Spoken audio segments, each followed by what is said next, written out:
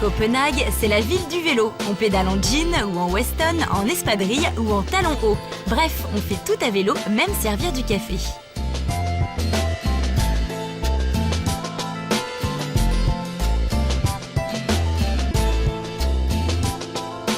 Aller boire un verre dans un marché de viande peut sembler un tantinet incongru, mais pas à Copenhague, où depuis que le bar Carrière a ouvert, le secteur du meatpacking est devenu très in, avec plein d'endroits à visiter entre les camions de viande.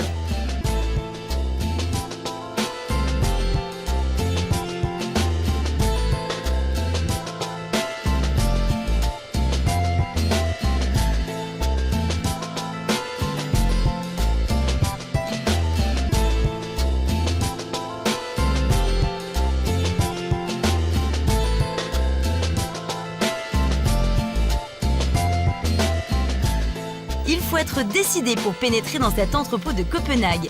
Qu'est-ce qui nous attend là? Un repas gastronomique ou une expérience théâtrale? Et pourquoi pas les deux? Quand un directeur artistique rencontre un chef, les spectateurs s'attablent pour une expérience multisensorielle.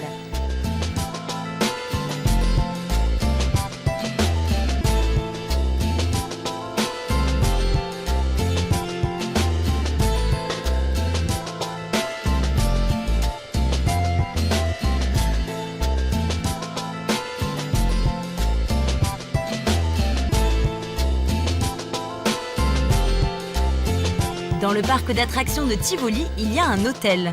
Dans cet hôtel, évidemment, il y a des chambres, très peu, il y a des restaurants, plusieurs, mais nous ne sommes pas au bout de nos surprises avec cet endroit, peut-être le seul au monde qui peut se vanter d'offrir du beurre véritablement maison.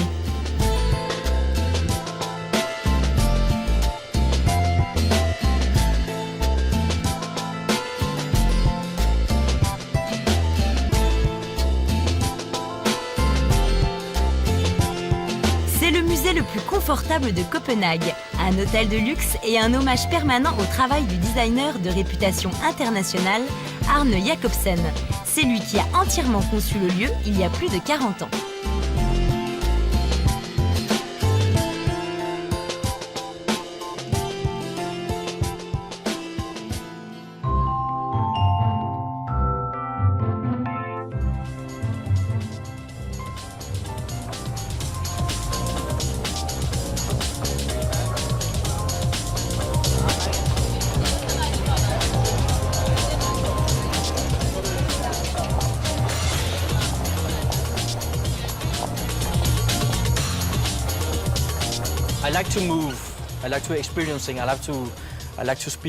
J'adore me déplacer, essayer de nouvelles choses, parler avec les gens. J'aime rencontrer les touristes, les gens d'autres pays. Au début, je ne savais pas si c'était une bonne idée, mais j'y croyais.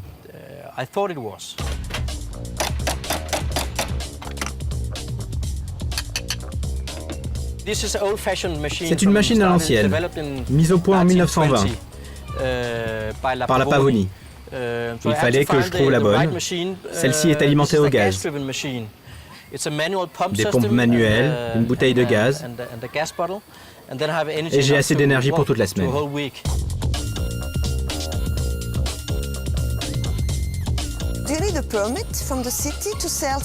Comme vendeur ambulant, devez-vous détenir un permis municipal? Oui, en vertu de nouveaux règlements adoptés à Copenhague, c'est gratuit. Pas besoin de payer pour faire usage de la rue. La seule contrainte, c'est que l'on n'a pas le droit de rester au même endroit. Il faut se déplacer. Si je fais ça, je n'ai pas de problème.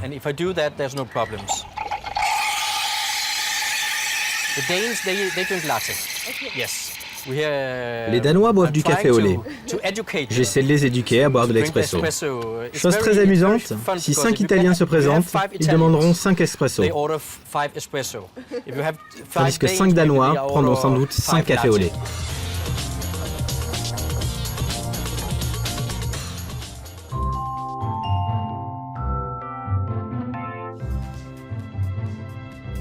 Depuis que le bar Carrière a ouvert, le secteur du meatpacking est devenu très in, avec plein d'endroits à visiter entre les camions de viande. Mais Carrière n'est pas un bar branché comme les autres. Tout ce qui s'y trouve est signé par de grands noms de l'art contemporain.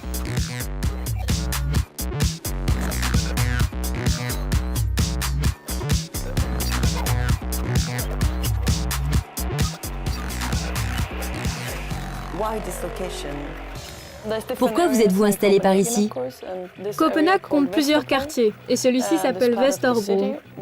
Nous voulions nous y installer. Nous avons donc visité différents locaux, mais ils n'étaient ni assez grands ni assez branchés à notre goût. Un jour, lors d'une promenade dans le secteur des abattoirs, nous avons vu de nombreux locaux vacants. Nous nous sommes alors dit, super, ici ce sera génial.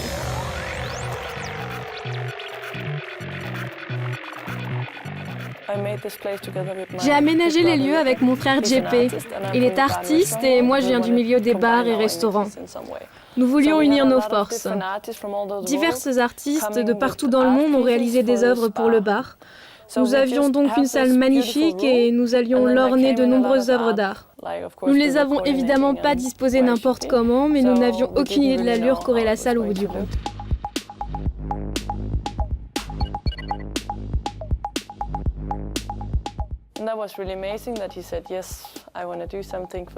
Chose extraordinaire, il a répondu « Oui, j'aimerais créer quelque chose pour vous ». Les seules lampes d'Olafur que j'avais vues étaient les lustres de l'Opéra de Copenhague, qui sont tout simplement fantastiques. Nous en étions très contents. Ces lampes conviennent tout à fait au lieu. Des clients les accrochent parfois, mais elles font toujours l'affaire.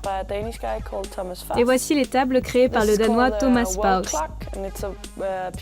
Voici une horloge mondiale, une œuvre de Johannes von Seyffer, intitulée My Night is Your Day. Les miroirs qui sont lumineux représentent les parties du monde où il fait jour en ce moment.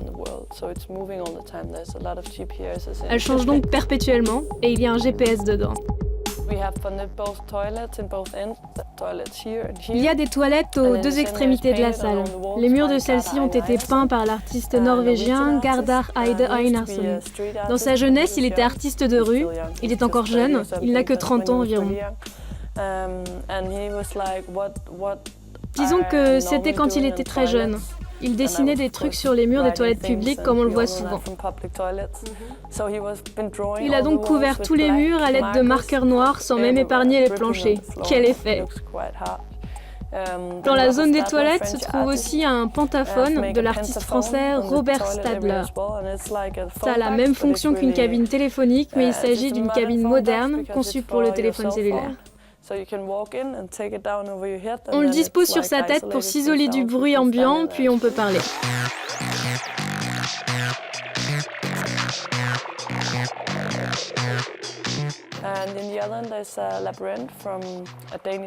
Les autres cabinets se trouvent dans un labyrinthe, création du groupe danois AVPD.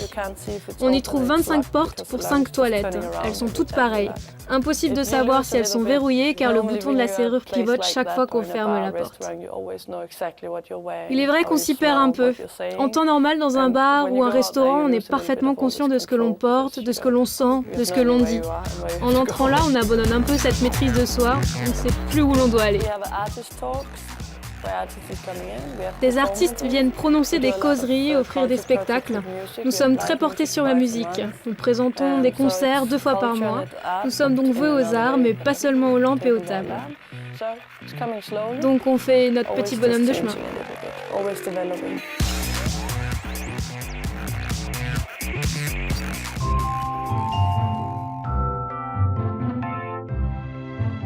Il faut être décidé pour pénétrer dans cet entrepôt de Copenhague. Qu'est-ce qui nous attend là? Un repas gastronomique ou une expérience théâtrale? Et pourquoi pas les deux? Quand un directeur artistique rencontre un chef, les spectateurs s'attablent pour une expérience multisensorielle.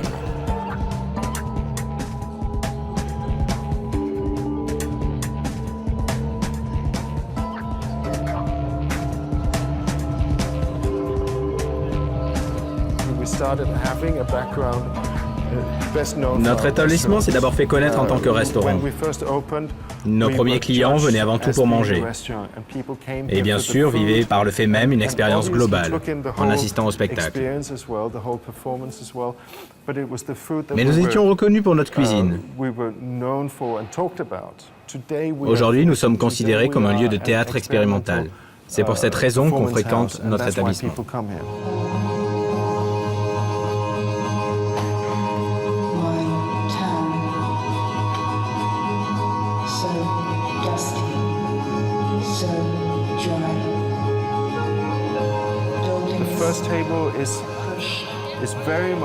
La première table met l'accent sur l'inattendu. Ce qui compte, c'est la synthèse entre la manière dont on interprète un plat et celle dont on interprète l'ensemble du repas. Le repas demeure le pivot de l'expérience. Tout repose sur le fait d'être autorisé à s'asseoir ou non, d'être attablé ou d'attendre que la table arrive, et sur bien d'autres choses.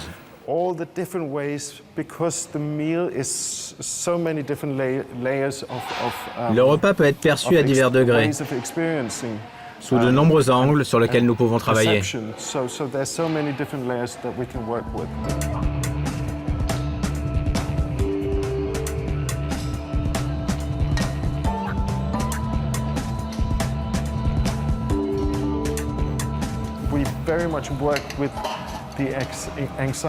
Nous jouons beaucoup avec les appréhensions des spectateurs, qui n'ont aucune idée de ce qu'ils s'apprêtent à vivre. Nous en sommes très conscients. Nos employés, qui sont extraordinaires, savent que leur présence doit être constante, car ils sécurisent et guident le public tout en veillant au service pendant le spectacle.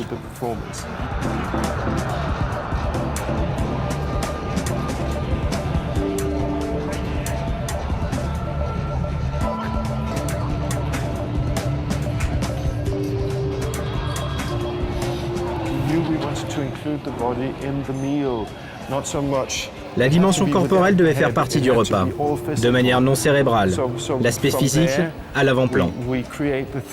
Dans cette perspective, nous avons mis en place les 3 scènes. Nous pouvons ainsi entrevoir l'espace en étant témoins de l'action et en ressentant les émotions que nous voulons que le public éprouve.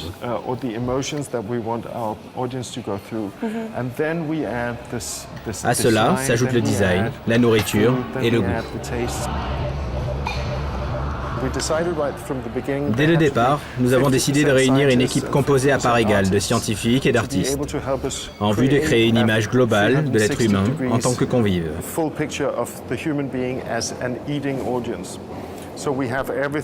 Elle compte donc un neurologue, un spécialiste des sens, un anthropologue et un psychothérapeute, mais aussi un artiste de l'installation, des comédiens et des musiciens. Il s'agit d'un groupe très sympa qui compte de grands penseurs.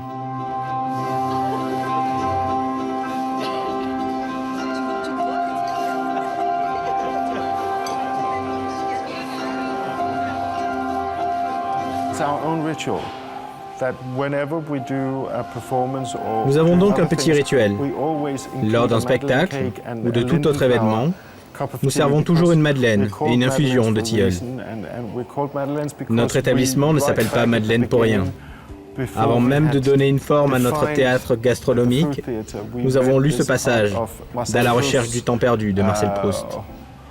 On cherche le temps perdu.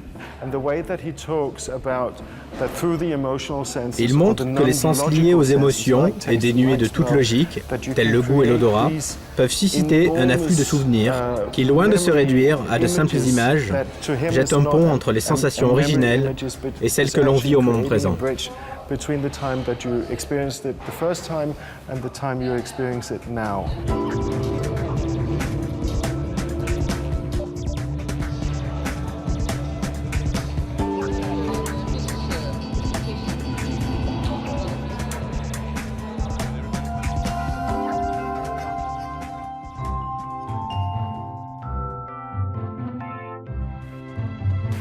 Dans le parc d'attractions de Tivoli, il y a un hôtel.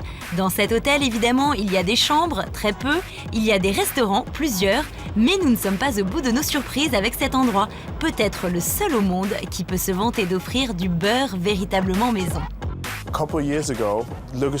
Il y a quelques années, Logimos et les jardins de Tivoli ont fondé une co-entreprise pour ouvrir le NUM, en lui redonnant le lustre de ses belles années, comme en 1909.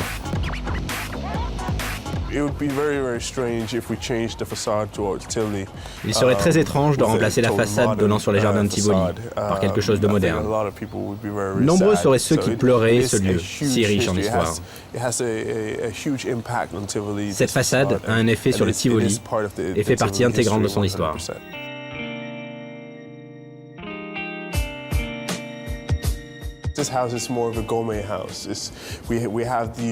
Notre maison est vouée à la gastronomie. Nous tenons un tout petit hôtel, mais nous accueillons une clientèle locale qui vient avant tout pour la cuisine. Cette magnifique brasserie est décorée d'abat-jour, dont les couleurs font écho à ce que l'on trouve dans les jardins de Tivoli.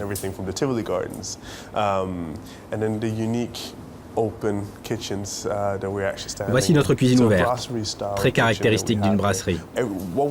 Notre maison a pour but de satisfaire tous les goûts de sa clientèle, qu'elle cherche une table gastronomique ou une cuisine décontractée.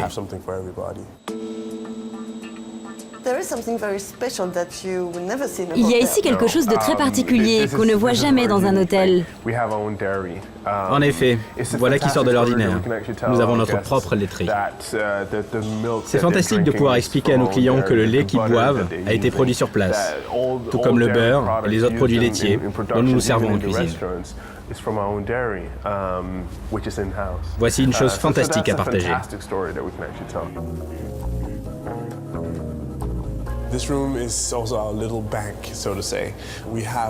Cette cave est un peu notre petite banque.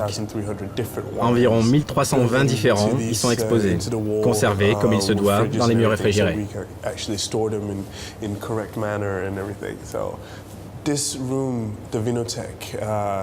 Cette cave, que nous appelons Vinothèque, est un lieu où l'on descend pour prendre un verre ou déguster une bouteille de vin. Il y en a pour tous les goûts et pour toutes les bourses.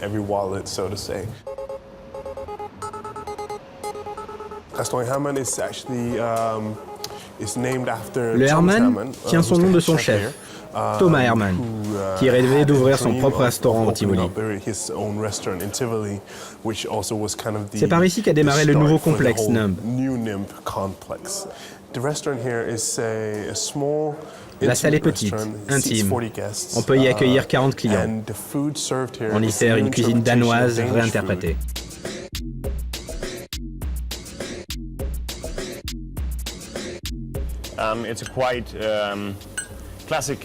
Voici un plat danois plutôt classique, traditionnel,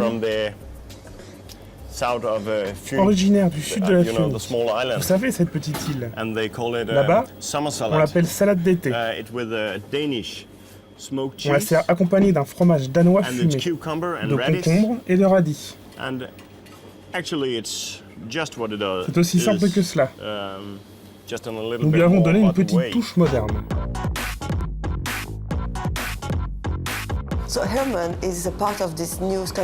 Le chef Herman fait donc partie de cette nouvelle scène de la cuisine scandinave à Copenhague? Absolument, sans le moindre doute. Il ne fait pas une cuisine scandinave à 100% comme le Noma. Mais ses racines remontent à son enfance, à la cuisine danoise traditionnelle qu'on lui servait alors.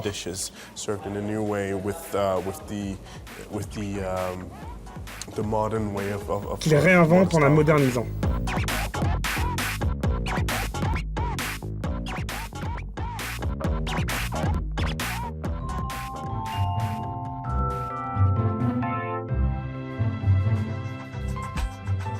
C'est le musée le plus confortable de Copenhague, un hôtel de luxe et un hommage permanent au travail du designer de réputation internationale Arne Jacobsen. C'est lui qui a entièrement conçu le lieu il y a plus de 40 ans. Construit en plein cœur de la ville, l'hôtel appartenait à une compagnie aérienne. Depuis, l'établissement a changé. C'est un monument de Copenhague.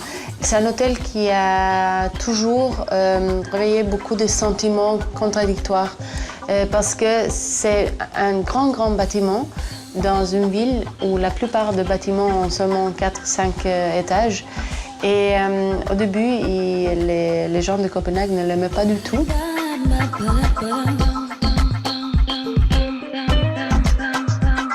L'hôtel n'a pas toujours été très fidèle à Arne Jacobsen. Ce type de design n'était pas dans les années 80 de la même façon qu'il est maintenant. La plupart des meubles, ils étaient achetés par des employés. Et le prix, par exemple, pour un Swan, c'était 10 €, 15 €. Quand on compare que ces chaises maintenant coûtent 3 000 €, alors c'est une grande différence.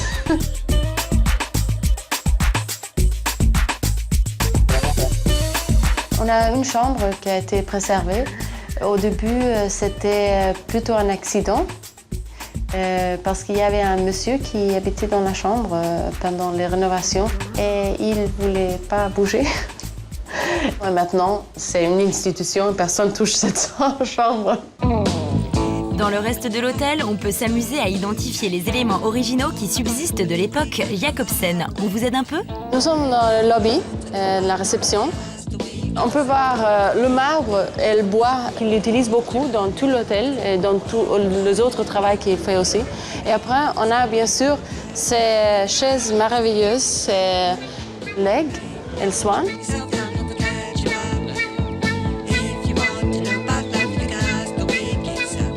Dans les années 80, ils ont changé la réception. C'est des petites îles où le client peut choisir si on est près de réceptionniste ou si on s'éloigne. Comme ça, on peut décider nous-mêmes quelle distance on a avec le personnel de l'hôtel. On est en face des escaliers qui marquent un peu le centre de lobby. Il est fait dans une pièce en acier et ces câbles rouges, c'est ce qui suspend tout l'escalier. Aussi, elle est faite pour qu'on puisse marcher parfaitement parce que les femmes ils doivent pouvoir le monter sans devoir regarder en bas s'il y a un pas de moins ou de plus. Dans le lobby, les différentes époques se mélangent, mais dans cette chambre, tout est d'origine jusqu'au système de climatisation. Seul un public averti la réserve. Voilà, là, nous sommes dans la chambre originale des années 60. Elle est très, très, très spéciale. On peut dire que si on donne cette chambre à un client que ça vient sur un Jacobsen ou qui n'est pas au courant qu'il y a une chambre originale des années 60, il va se fâcher avec nous parce que c'est une chambre où on voit vraiment qu'elle a 45 ans. Par exemple, on peut voir que les rideaux ont vu le temps passer.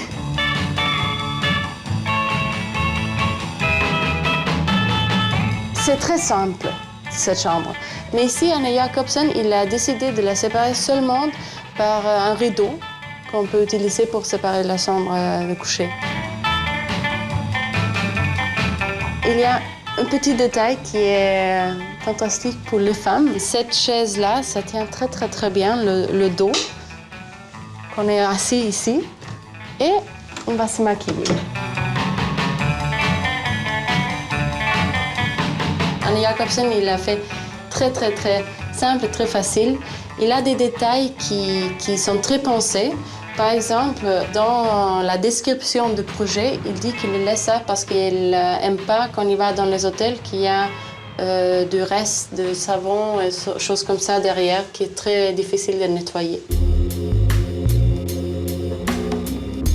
En le demandant gentiment, on peut simplement visiter la chambre et profiter du confort de l'hôtel dans celles qui ont été refaites et où le maître est toujours présent. Ici, on est dans le 19e étage. On est dans notre suite royale.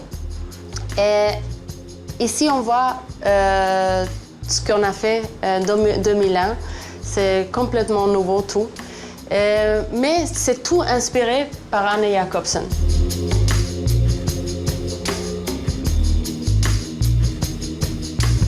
Par exemple, quand on voit les formes, ils sont inspirés dans les chaises d'Anna Jacobsen.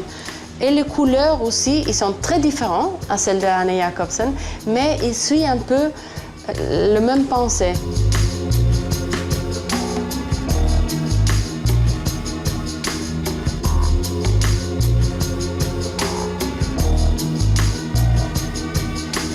C'est un hôtel très design, c'est le premier hôtel design du monde.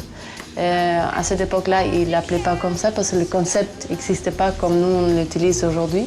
Mais on peut dire que c'est le premier hôtel design du monde.